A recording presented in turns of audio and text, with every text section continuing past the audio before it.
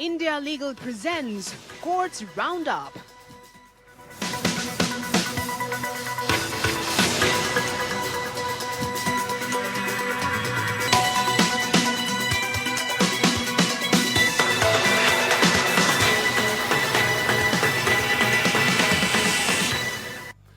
नमस्कार, courts roundup में आपका बहुत स्वागत है। मैं हूं आपके साथ नेहा दुबे। इस बुलेटिन में अगले आधे घंटे हम आपको कोर्ट से जुड़ी तमाम छोटी बड़ी खबरों से करवाएंगे रूबरू। कोर्ट की कार्रवाई सुप्रीम कोर्ट से लेकर हाई कोर्ट और लो कोर्ट तक के फैसलों को रखेंगे आपके सामने। तो आइए शुरू करते हैं courts roundup. India Legal presents Courts Roundup.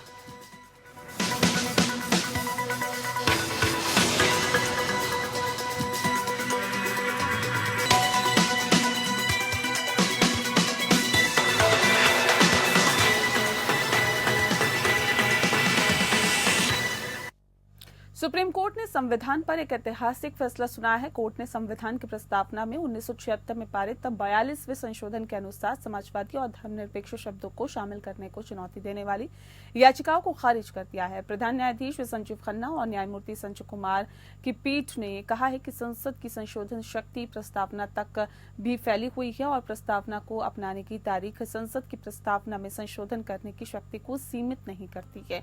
इस आधार पर याचिकाकर्ता ने तर्क को खारिज कर दिया है और बता दें कि सीजेआई ने सुनवाई के दौरान कहा है कि लगभग इतने साल हो गए हैं कि इस मुद्दे को क्यों उठाया जा रहा है।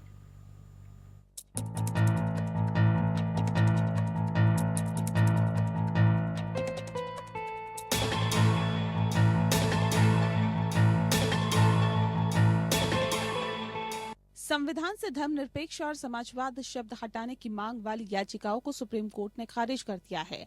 चीफ जस्टिस संजीव खन्ना और जस्टिस संजय कुमार की खंडपीठ ने कहा कि संसद की संशोधन शक्ति प्रस्तावना तक भी फैली हुई है। प्रस्तावना को अपनाने की तिथि संसद की प्रस्तावना में संशोधन करने की शक्ति को सीमित नहीं करती है। इस आधार पर बैकडेट से लागू करने के तर्क को खारिज कर दिया गया। सीजेआई खन्ना ने कहा कि फैसले में कहा गया कि इतने सालों बाद प्रक्रिया रद्द नहीं की जा सकती। फैसले में ये भी बताया गया कि समाजवाद और धर्मनिरपेक्षता का क्या मतलब है। ये याचिकाएं पूर्व राज्यसभा सांसद सुब्रमण्यम स्वामी, अधिवक्ता विष्णु शंकर जैन और अन्य के द्वारा दायर की गई थी। गौरतलब है कि साल 1976 में पारित हुए संविधान संशोधन के तहत धर्मनिरपेक्ष और समाजवाद जैसे शब्दों को जोड़ा गया था। याचिका को खारिज करते हुए प्रधान न्यायाधीश ने कहा कि इस याचिका पर विस्तार से सुनवाई करने की जरूरत नहीं है। सीजेआई ने कहा कि समाजवाद और धर्मनिरपेक्ष जैसे शब्द 1976 में संविधान संशोधन के जरिए जोड़े गए थे और इनसे 1949 में अपनाए गए संविधान पर कोई फर्क नहीं पड़ता। 1976 में इंदिरा गांधी सरकार ने 42वें संवैधानिक संशोधन करके संविधान की प्रस्तावना में समाजवादी, धर्मनिरपेक्ष और अखंडता शब्द शामिल किए थे। इस संशोधन के बाद प्रस्तावना में भारत का स्वरूप संप्रभु लोकतांत्रिक गणराज्य से बदलकर संप्रभु समाजवादी धर्मनिरपेक्ष लोकतांत्रिक गणराज्य हो गया था। सुनवाई के दौरान अपनी दलील देते हुए याचिकाकर्ता अधिवक्ता विष्णु कुमार जैन ने 9 न्यायाधीशों की संविधान पीठ के एक हालिया फैसले का हवाला दिया। उन्होंने संविधान के अनुच्छेद 39B पर 9 जजों की पीठ के फैसले का जिक्र करते हुए कहा कि उस फैसले में शीर्ष कोर्ट ने समाजवादी शब्द की उस व्याख्या पर असहमति जताई जिसे शीर्ष अदालत के पूर्व न्यायाधीश न्यायमूर्ति VR कृष्णा अय्यर और ओ चिन्नप्पा रेड्डी ने प्रतिपादित किया था। इस पर सीजेआई खन्ना ने कहा कि भारतीय संदर्भ में हम समझते हैं कि भारत में समाजवाद अन्य देशों से बहुत अलग है।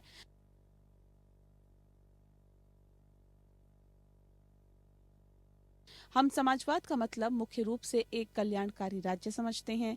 कल्याणकारी राज्य में उसे लोगों के कल्याण के लिए खड़ा होना चाहिए और अवसरों की समानता प्रदान की जानी चाहिए। उन्होंने कहा कि शीर्ष अदालत ने 1994 के SR बोम्बई मामले में धर्मनिरपेक्षता को संविधान की मूल संरचना का हिस्सा माना था। वकील जैन ने तर्क दिया कि संविधान में 1976 का संशोधन लोगों को सुने बिना पारित किया गया था क्योंकि ये आपातकाल के दौरान पारित किया गया था। इन शब्दों को शामिल करने का मतलब लोगों को विशिष्ट विचारधाराओं का पालन करने के लिए मजबूर करना होगा। उन्होंने कहा कि जब प्रस्तावना एक कट ऑफ तारीख के साथ आती है तो इसमें नए शब्द कैसे जोड़े जा सकते हैं। पीठ ने कहा कि संविधान का अनुच्छेद 368 संसद को संविधान में संशोधन करने की शक्ति देता है और इसके विस्तार में प्रस्तावना भी आती है। Bureau report. और अब आइए इंडिया लीगल की वेब रिपोर्ट से समझते हैं कि सुप्रीम कोर्ट ने अपने अलग अलग फैसलों में संविधान के संशोधन पर क्या कुछ कहा है।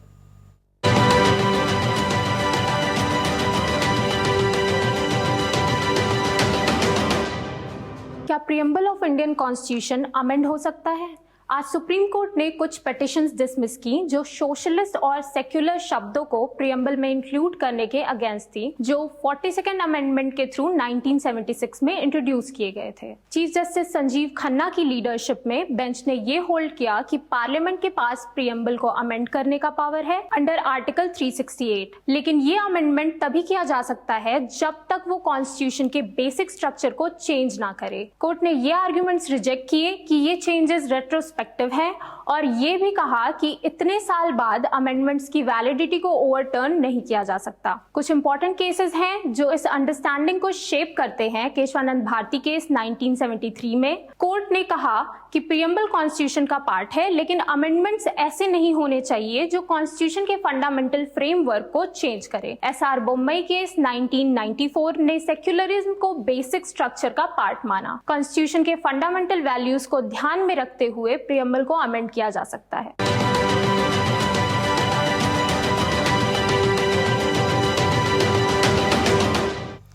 नई दिल्ली एनसीआर प्रदूषण मामले में सुप्रीम कोर्ट में सुनवाई हुई। जस्टिस अभय एस ओक की अध्यक्षता वाली बेंच ने पूछा कि कितने चेकपोस्ट की जांच की गई है। इसके जवाब में कोर्ट को बताया गया कि कमिश्नर ने 113 में से कुल 83 चेकपोस्ट की जांच की है। वहीं एमिकस ने कहा है कि कोर्ट के आदेश के बाद कई चेकपोस्ट पर कर्मचारियों की तैनाती की गई है और उनके बीच दिशा निर्देशों को लेकर कोई स्पष्टता नहीं है। वहीं दिल्ली सरकार से पूछा गया कि ट्रकों के प्रवेश को रोकने के लिए 13 एंट्री प्वाइंट पर तैनात लोगों को सूचित करने के लिए आपने क्या कदम उठाए हैं। एएसजी ऐश्वर्या भाटी ने कहा है कि हमें 23 प्रमुख चेक पॉइंट पर पुलिस तैनात करने के आदेश दिए जाने चाहिए और अभी आदेश नहीं आया है, लेकिन हमारे पास कई कार्रवाई का विवरण है। कोर्ट ने दिल्ली पुलिस से पूछा कि सिर्फ 23 पर ही क्यों चेक पोस्ट लगे हैं। ये लापरवाही सिर्फ 23 पॉइंट पर की गई है।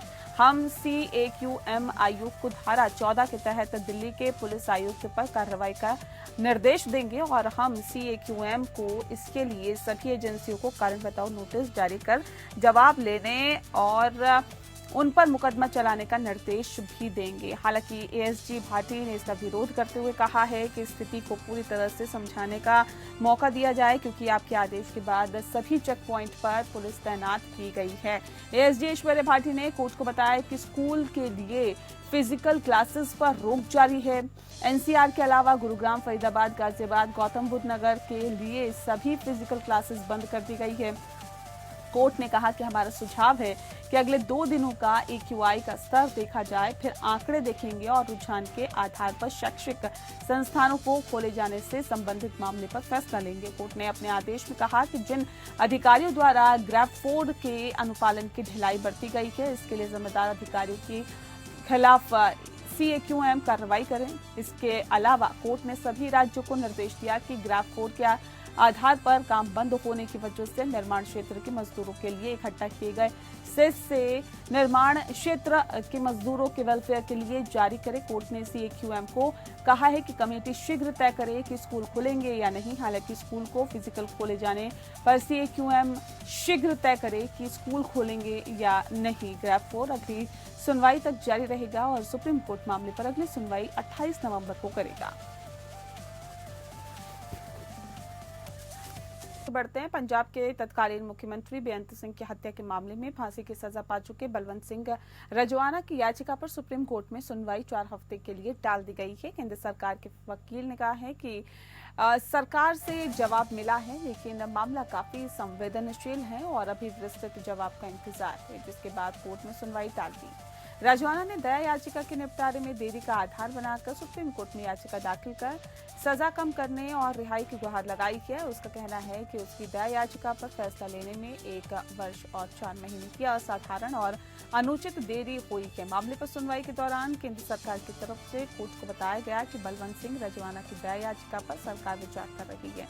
केंद्र सरकार ने कहा है कि ये बहुत ही संवेदनशील मामला है। कुछ एजेंसियों से भी इस मुद्दे पर विचार विमर्श होना है और इसीलिए सरकार को फैसला लेने में वक्त लग रहा है। ऐसे में हमें कुछ और समय दिया जाए, जिसको कोर्ट ने स्वीकार करते हुए मामले की सुनवाई को 4 हफ्ते बाद तय कर दिया है।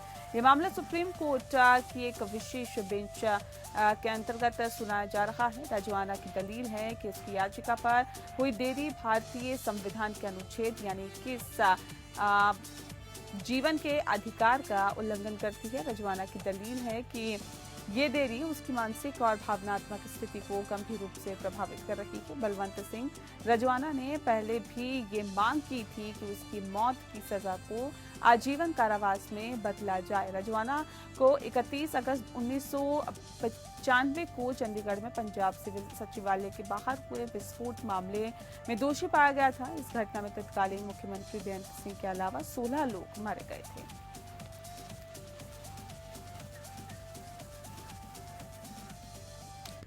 सुप्रीम कोर्ट में आवेदन दायर किया गया, जिसमें गौतम अडानी और अडानी समूह की कंपनियों के अन्य अधिकारियों के खिलाफ रिश्वतखोरी के आरोप लगाने वाले United states department of justice के अभियोग को पेश करने की मांग की गई। यह अंतरिम आवेदन उस याचिका में दायर किया गया जो कि पिछले साल हिंडनबर्ग रिसर्च द्वारा अडानी समूह की कंपनियों के खिलाफ लगाए गए आरोपों की स्वतंत्र जांच की मांग करते हुए दायर की गई थी। आवेदक एडवोकेट विशाल तिवारी ने कहा कि अमेरिकी न्याय विभाग के आदेश और United states securities and exchange commission की शिकायत में अडानी समूह द्वारा किए गए कदाचारों को उजागर किया। आरोप इतने गंभीर प्रकृति के हैं कि राष्ट्र के हित में भारतीय एजेंसियों द्वारा भी उनकी जांच की जानी चाहिए। आवेदक ने यह भी कहा है कि सेबी ने 3 जनवरी 2024 की सुप्रीम कोर्ट के आदेश के अनुसार अडानी कंपनियों के खिलाफ अपनी जांच अभी तक पूरी नहीं की है। आवेदक ने कहा है कि सेबी को जांच पूरी करके या जांच की रिपोर्ट और निष्कर्ष को रिकॉर्ड में रखकर विश्वास जगाना होगा, क्योंकि सेबी की जांच में शॉर्ट सेलिंग के आरोप थे और विदेशी अधिकारियों द्वारा लगाए गए वर्तमान आरोपों का संबंध हो सकता है या नहीं भी हो सकता है। लेकिन सेबी की जांच रिपोर्ट से ये स्पष्ट हो जाएगा कि जिससे निवेशकों का भरोसा न टूटे। आवेदक ने पहले भी आवेदन दायर किया जिसमें सेबी को अडानी समूह की कंपनियों के खिलाफ जांच पूरी करने का निर्देश देने की मांग की गई है। हालांकि सुप्रीम कोर्ट की रजिस्ट्री ने ये कहते हुए आवेदन को रजिस्टर्ड करने से इनकार कर दिया कि सुप्रीम कोर्ट ने 3 जनवरी को अपने फैसले के अनुसार सेबी के लिए कोई निश्चित समय सीमा तय नहीं की है। कोर्ट ने केवल ये कहा है कि जांच अधिमानत 3 महीने के भीतर पूरी हो जानी चाहिए।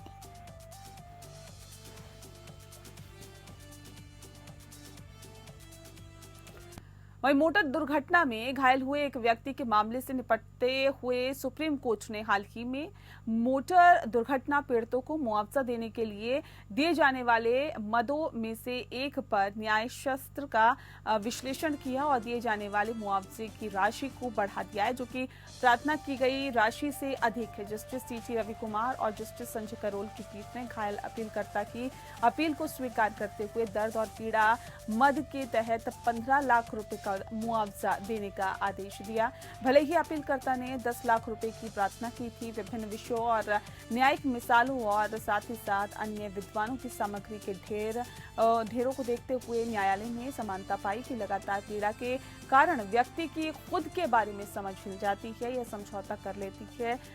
मैक्ट यानी कि MACT के आदेश से परेशान होकर अपीलकर्ता और बीमा कंपनी दोनों ने कर्नाटक हाईकोर्ट में अपील किया। हाईकोर्ट ने मुआवजे की राशि को 58,09,930 रुपए से बढ़ाकर 78,16,390 रुपए कर दिया है। हाईकोर्ट के आदेश को चुनौती देते हुए अपीलकर्ता ने सुप्रीम कोर्ट का दरवाजा खटखटाया और भविष्य के मेडिकल व्यय, भविष्य की संभावनाओं का और दर्द और पीड़ा के शेष को के तहत दिए गए मुआवजे में वृद्धि की मांग की है। बता दें कि सुप्रीम कोर्ट ने 2 बिंदुओं भविष्य की संभावनाओं और दर्द और पीड़ा पर मुआवजे के अवार्ड को संशोधित किया और दर्द और पीड़ा टाइटल के तहत मुआवजा बढ़ाते हुए न्यायालय ने कहा है कि अपीलकर्ता को लगी चोटें गंभीर थी, उनके जीवन पर उनका प्रभाव लंबे समय तक रहने वाला था, इस बारे में कोई विवाद नहीं था और उन्होंने एक डॉक्टर की गवाही को ध्यान में रखा है जिसमें दर्ज किया गया था कि अपीलकर्ता व्हीलचेयर पर था, कोई काम नहीं कर सकता, उसे अपने सभी दिन प्रतिदिन के कामों के लिए मदद की जरूरत होगी और ये दिव्यांगता संभवतः स्थायी थी।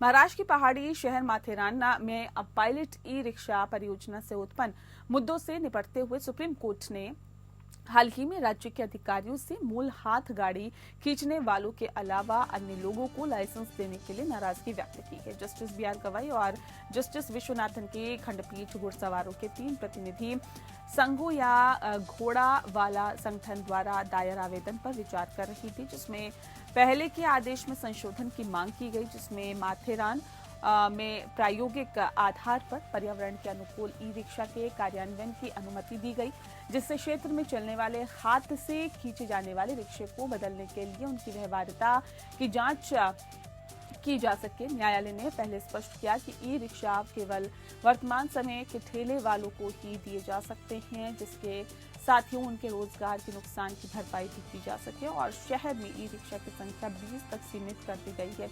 इस वर्ष अप्रैल में न्यायालय ने महाराष्ट्र राज्य के हलफनामा मांगा है और पहले कौन ठेले वाले थे और ई रिक्शा चलाने का लाइसेंस किसे दिया गया, साथ ही ई रिक्शा खरीदने वाले व्यक्तियों का विवरण भी मांगा है।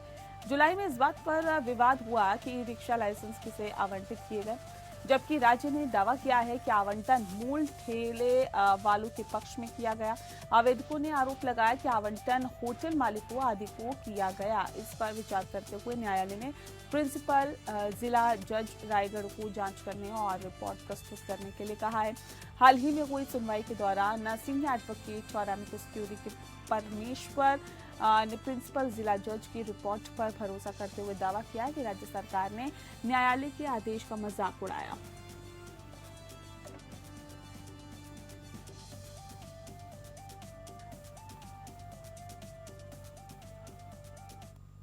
टेरर फंडिंग मामले में आरोपी बारामूला से सांसद राशिद इंजीनियर ने संसद के शीतकालीन सत्र में शामिल होने के लिए अंतरिम जमानत की मांग के मामले में पटियाला हाउस कोर्ट में सुनवाई की है। और बता दें आपको कि दिल्ली की पटियाला हाउस कोर्ट ने राशिद की अंतरिम जमानत की मांग वाली याचिका पर एनआईए को नोटिस जारी करते हुए मामले की सुनवाई 27 नवंबर को तय कर दी है।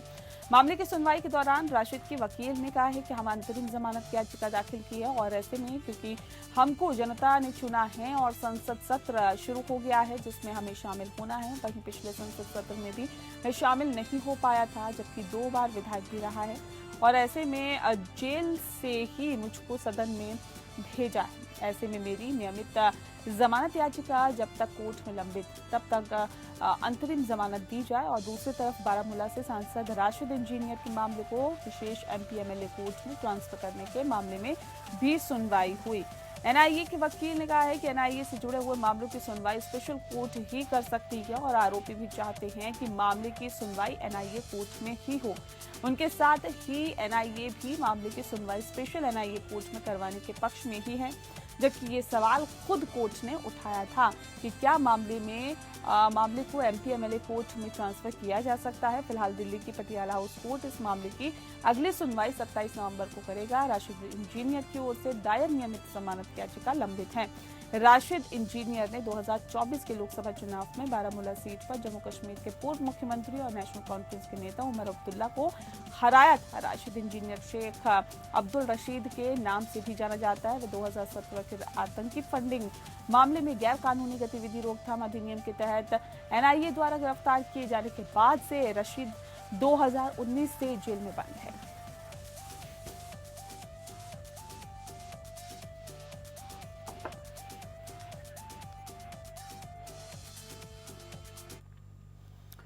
और इसी के साथ फिलहाल इस बुलेटिन में इतना ही। नमस्कार।